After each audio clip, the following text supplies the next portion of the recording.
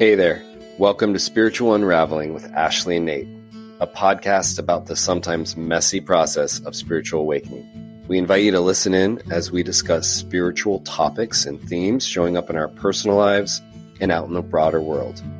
We promise to always bring our grounded and lived experiences to the exploration of these topics. We know that the process of awakening can sometimes be lonely and even scary. It is our intention to remind you that you're not going through this alone and that we're all in this together. Thanks for tuning in and enjoy the episode.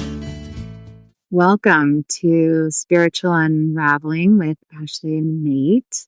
We haven't recorded in a while, so it's kind of nice to be back thinking about where we are in our own sort of journeys and what's unfolding for us, and lots of change happening in the world and in our personal lives. And so we were talking before about this invitation in this time of sort of chaos and great change in the outer world, sitting in the unknown as things sort of rapidly shift, that there's an invitation to turn inward and look for inner authority, inner guidance, inner meaning making, creative energy, and that this could be a really exciting invitation, actually. Maybe it's always been the invitation, and we now have a greater permission to turn inward as there's less to hold on to in the outside world. And we've called this sovereignty in past podcasts. And that is what it feels like. It feels like, what does my higher self want for me in this lifetime with these factors? So how do I move through the world from my own inner voice for what I'm doing here in this lifetime? Versus, how do I maintain this identity based on perceived expectations that I picked up as a kid, or from the culture, from whatever, my own psychology? So it's a different looking inward. It's a different access point to orient to daily life, to moment living, which is kind of exciting, scary a little bit at times for me, but I've been working this for the past, 30 years, but really a few months, and really finding like a deeper sense of peace actually in this process. So how's that going for you? It's good. It's good. I like listening to what you're saying. It's bringing up a lot of different ideas for me. One of them being that we have this idea that power is this external thing that people wield over other people. We have this kind of like arcane vision of that word. And then we talk about freedom and liberty, and you just mentioned sovereignty. And it's making me recontextualize all of these words for inner work, and that what you're talking about is this invitation to become your own author, the power that we all have to write our own story, the power we have to choose what we give our attention to, and the call of the soul to really narrow that focus on our own sphere and circle, our own personhood, and that is actually true power. In doing so, not only are we enriching our life and cleaning up our own backyard, so to speak, but we're also becoming a beacon or a lighthouse for other people as a way of navigating very uncertain times. And I do believe that these things are happening on the internal and the external. I think it is all connected. I personally can dip in and out of what's happening with news and politics. And when I'm in a good place and I dip in, I can see that most of what is happening that feels frightening or scary or out of control is also stuff that lives inside of me.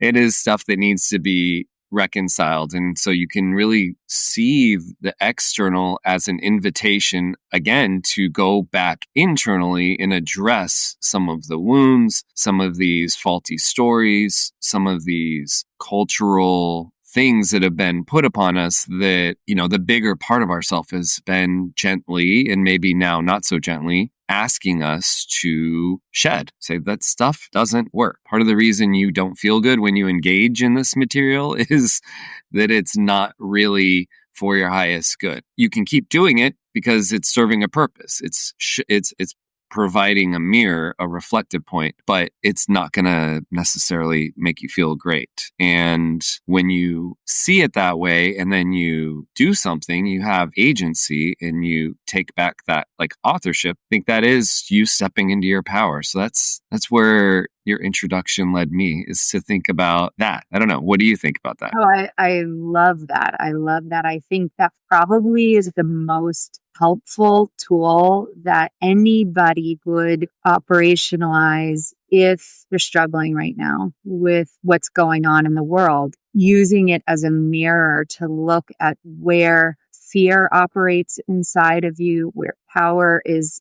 out of balance, or you're handing your power away, where you're exerting power over others. I mean, whatever the themes are that are triggering in the world or just in your life, who's driving you crazy right now is a mirror. This is this like crazy intelligent aspect of being a soul in a human body, that we are just getting how cool this system is, this like deep emotional inner guidance system. If you are pissing me off, that's an opportunity to really investigate where I'm holding a similar energy. And with neutrality, with non-judgment, with some compassion and grace and love, even for the ways that we were just led into false beliefs. We all have them. No one is immune. We've all been sort of, I mean, the word I've been using lately is infected. I don't know if people are going to like that. It's sort of, it doesn't sound great, but it has a potency to it for me to see that if I discover, let's say, judgment in myself, which is an easy one because we're all really steeped in it. But if I'm exploring judgment in myself, to just see that the truth of who I am is not judgmental. Judgment doesn't, good, bad, right, wrong, doesn't really exist. There's just an isness to all of life. And when I hold a pattern, judgment, or codependency, or insecurity, I don't know, what are the patterns that I kind of consistently explore?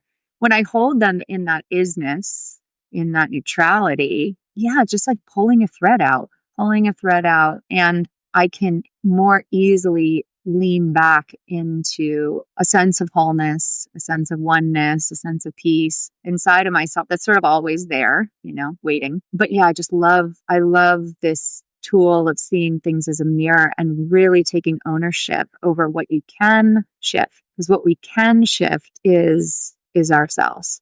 We can't change the outside world, but we can shift what's happening inside of us.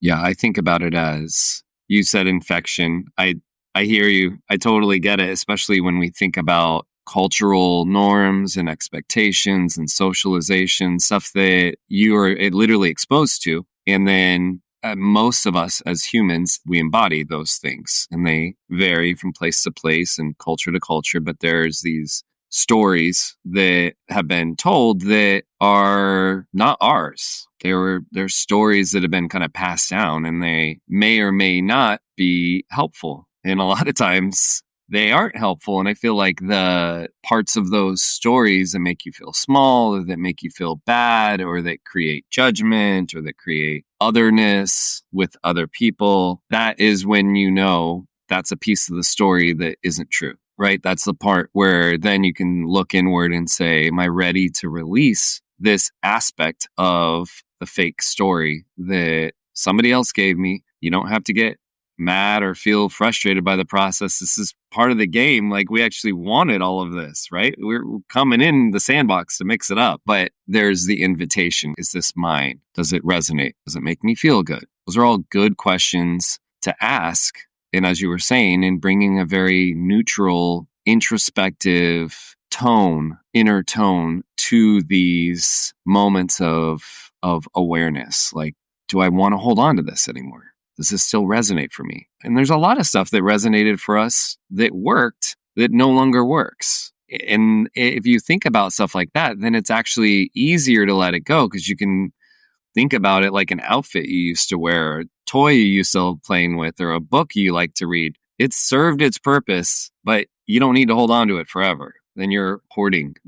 And we don't want to hoard all of these outdated, outmodeled perspectives and points of views, and especially ones that aren't really resonant and aren't ours. So yeah, there is this deep invitation right now on the planet to go inward and figure out what is your we've said this before, but I really love this idea. What is your soul song? And I don't think that anybody can do it for you. It's yours. It's unique to everyone. We all have a different variety, a different spice. I mean, that's why you and I are very much into breaking down the separation between people and their divinity, getting rid of overly developed guru kind of worship with spirituality. And this is a time of invitation for people to come into their own personal power and figure out what is their unique way of being in the world. And everybody has a different soul song. Everybody brings a different level. People are finding spirituality and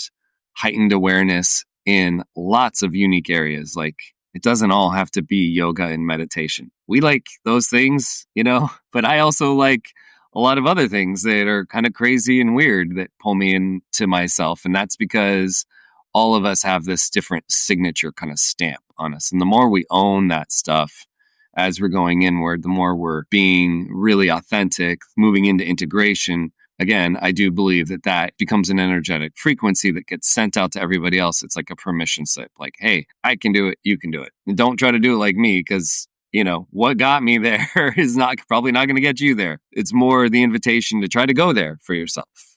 Totally. I was just thinking while you were talking that there's sort of two parts of it in this eternal discovery of truth, because truth isn't stagnant. It's always changing, right? But you can start to really tune into the frequency of whatever that signature truth is inside of you. And it usually feels like peace or relaxation. It might feel like coming back to a childlike presence, a childlike wonder, a flow. We have all this language for it, but there is like a sense in the body when you really let go of who you're not.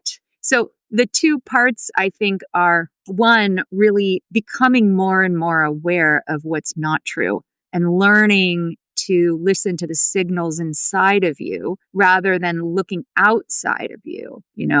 Is this person pleased with me? Or did I meet these achievements and these expectations? And that, we could be on that hamster wheel forever and never actually arrive, right? Because you maybe hit one achievement, but now you've got the next one sitting there. So really, we're now taking our attention inward. Where am I feeling resonance? How do I feel when I'm in truth, my signature truth, my soul song? And how do I feel when I'm out of alignment with that? And then you really get to start like releasing what's not true. And then there's also having the courage to express your truth in times when the cultural norms might be to not, or you've been encouraged to stay small, but maybe that truth is bubbling up for you to get a little bigger or louder, or whatever it is, So it feels like there's two things. One is noticing what's not true and just letting it go, letting it be. And then sort of starting or continuing, if you're already started, having the courage to express and take more action towards living from your authentic voice, which is taking back power. Just that. It's not power over. It's a new way of holding power, which is, I think, what we're all in. We're all in some spectrum of shifting how we hold the energy of power in our bodies. And so what we're really talking about is power as living in your authentic self, really nothing more than that. But sometimes that's going to be, rubbing people the wrong way, or sometimes that's going to be doing things differently than you've done before. And so there's like a kind of a little bit of a learning curve here, figuring out how do I do that in a culture that's got pretty strong messages to hand your power over or not be in your power. So it's actually kind of a sweet, fun adventure, but it can be challenging too, to really unravel what's not true and step into what is true.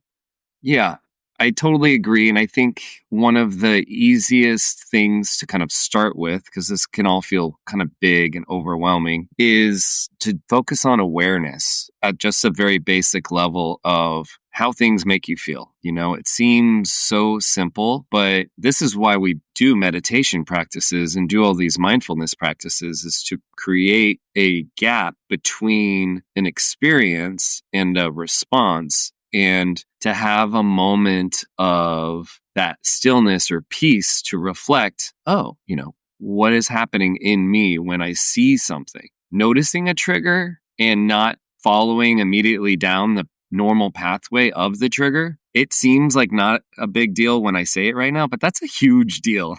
That is like a very powerful move towards everything that we are talking about. It all starts with this level of awareness. And you can even pull it back further and bring it to a word that we love, which is curiosity, right? Which is like, I wonder why that thing is making me scared. I wonder why that thing is making me angry. That curiosity, that interest, that different level is the gateway to all of this stuff that we have talked about. Yeah. And holding it all lightly. And we've said the word neutrality a couple times in this conversation, but that is such a huge beneficial aspect of self-awareness and examination, is neutrality. A lot of these stories and things that we've unintentionally or intentionally integrated into us that may or may not be resonant, they're charged.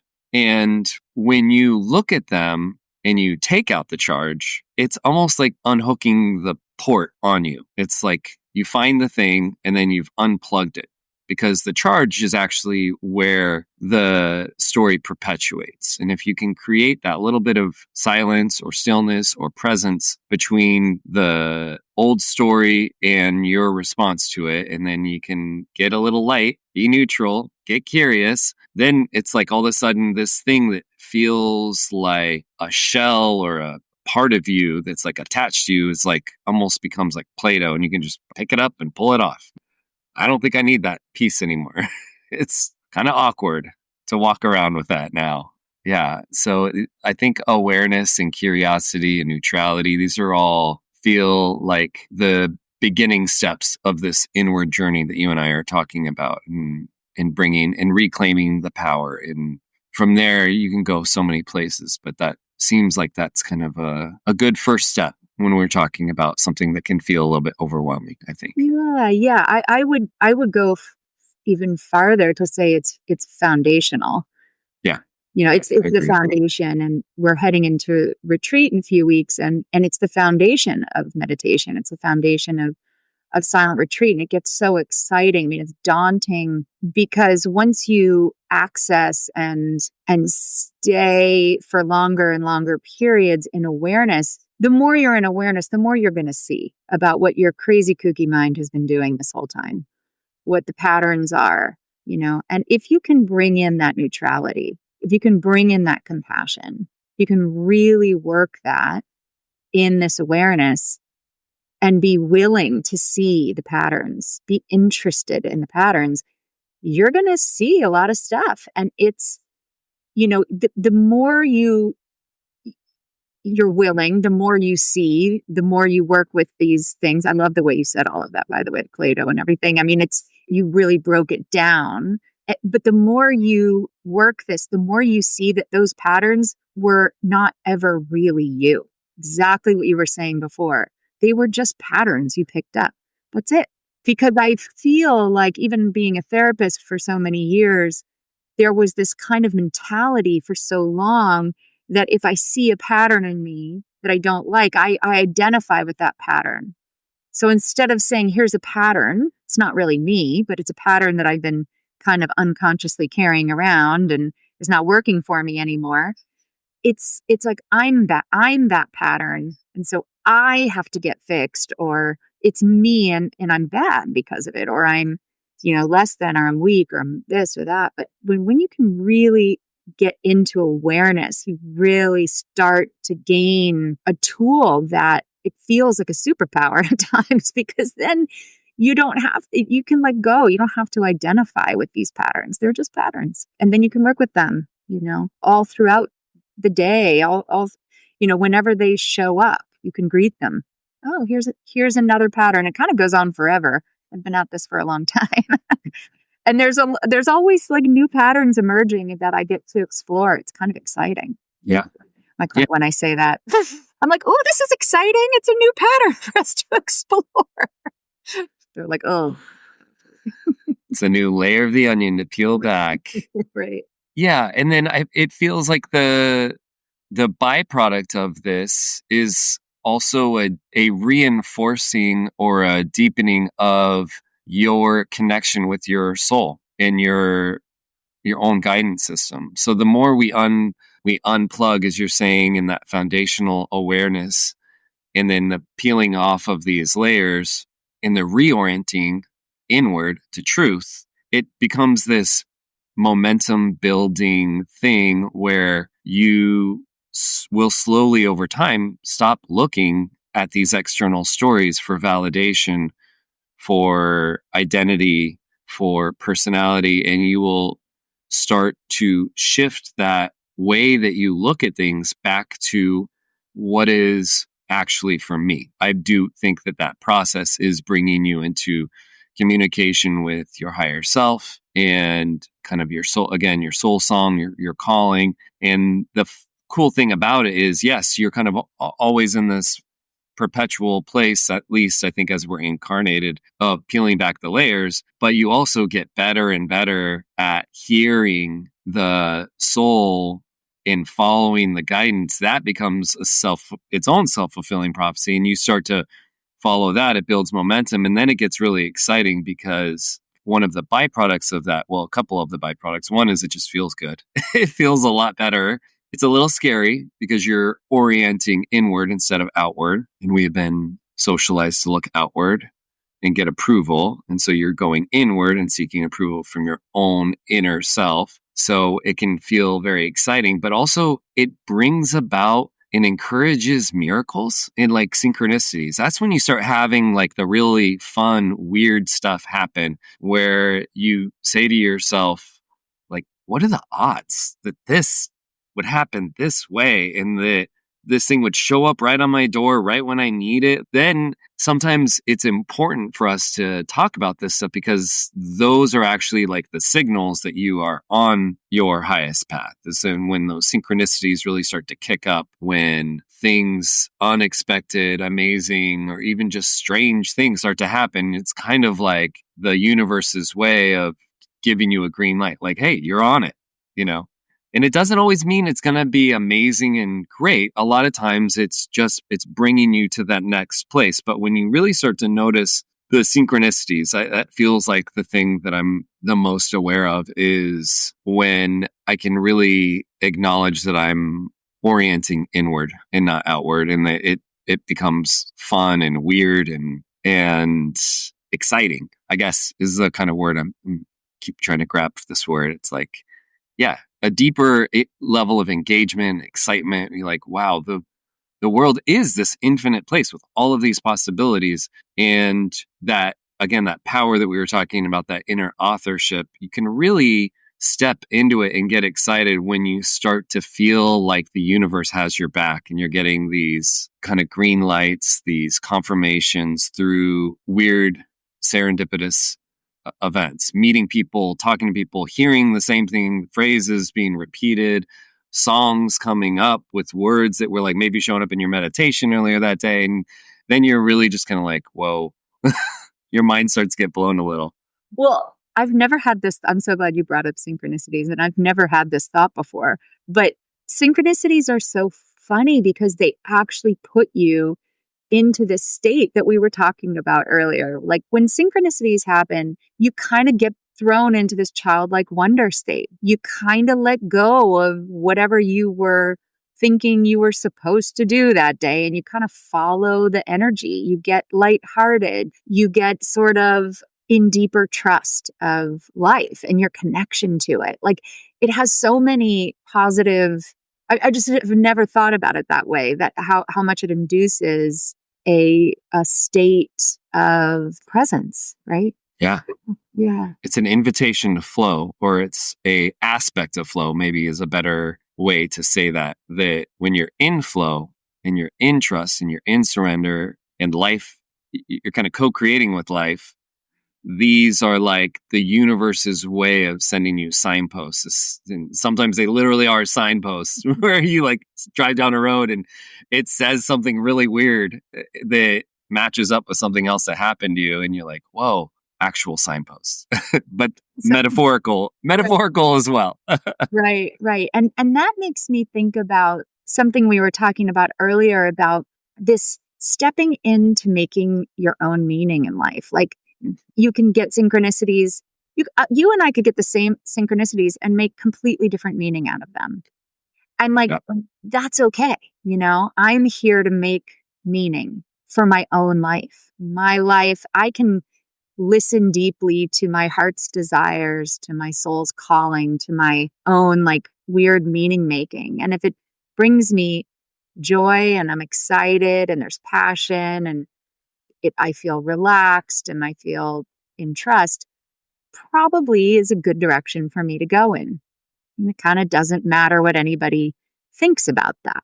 And I think that is what's opening up and available right now. At least for me, I'm really seeing like, wow, that was really our birthright. Like, that's really the power of incarnating in a human body on Earth, on this planet. Like, it's so exciting to think about that level of sovereignty just when you think about meaning making. Because we're so taught from such a young age to adopt, meaning for our lives that didn't come from inside, right? And so, and it can be scary to take those steps because you don't know if you're doing it right. You don't know if you're going to have security. So it is kind of these, making meaning can feel like cliff jumps. And then as you take more risks, the synchronicities show up. It's sort of like, it's like breadcrumbs for your path. And as you let go more and more of what isn't you, and you step more and more towards whatever you come up with that's right for you, things just kind of fall into place. It's a little weird how they fall into place. I don't understand that part. It seems like that's the big mystery is, kind of when things, but it's kind of cool. Makes life really exciting. It does. And I'm glad you brought in the scary part, because I think this is where things get a little bit weird, is that it's kind of like the conversations we've had around the void. The place of true creative potential is a place of no boundaries. And that is frightening to the ego mind, right? The personality construction, because the whole idea of a personality construction is let's create a framework to kind of like keep us safe, keep our human bodies in this existence safe. But the soul is unbounded and all of the best inventions, the most amazing music and the most amazing artwork and all of the coolest ideas have always come out of the void, right? They've come out of this place of nothingness, of unbounded, infinite possibility. And it's funny because so much of our fear is kind of around like fear of the dark spaces, cave. It's like the void is scary because of how much potential it holds. And one of the things I think we can remember when we're having this conversation is that what you and I are talking about are principles, and they are going to be very unique to every individual. And I think that's like one basic example is like, I get a part of me gets a little itchy or tingly when people have dream interpretation. They're like, well, if you see this, it means this. That means this. And it's like, I don't know. I'm pretty sure it's a choose your own adventure. Really own your own interpretation. Everything. And so that's just a little cautionary thing around what is showing up in your life. own your story, own your power to write it the way you want. Your initial thing is probably right. Don't turn to other people and look. That's another aspect of this trust and surrender process, which is giving the intuitive part of yourself more authorship, more ownership, more power. And it's a little bit tricky, and it's even tricky in the self-help spiritual community, because so much of what we've been told is like, you got to do the steps, you got to do this, you got to do that, and then interpret it this way. And there's a part of that is true. There's wisdom in a lot of these things, but there is also great power and a little bit of fear in that ownership of stepping into the authoring your own life. And really your meaning is so important to you. And that's the focus of all of it. It starts there and then it can go outward, but looking inward first, which is kind of where we started this conversation, it's such an important thing. And just, the most important part of looking inward is, does it sit right? Does it resonate? And that's why we can get so in touch with our body. That's why we do these different practices, is so that we can move out of the mind and the ego and into checking in. Is this in alignment for me? And then that's a really good place to be in. And then, enjoy all of the fun signs that show up along the way once you start reinforcing that pathway of like, this is my new orientation. Yeah. We dropped a big invitation there for everyone. It's a great pre-retreat podcast because the invitation is into silence and stillness and awareness. And then it's just this adventure. It's an adventure of noticing patterns, of getting insight, of discovering that authentic inner guidance, of connection, of expression. It's an invitation into this, exactly what we were talking about today. So it's getting me all kind of excited to see what happens. Step into the stillness. Yeah. Nice. Okay. Thanks, everyone. Yeah. Hey, everyone. We hope you enjoyed the show. If you have any questions or feedback for us, please send us an email at spiritualunraveling@gmail.com. If you'd like to learn more about what we're both up to, you can follow Ashley at www.mountainmeditationgroup.com. And you can find more about what I'm doing at spiritual-stewardship.com. We hope you have a great day.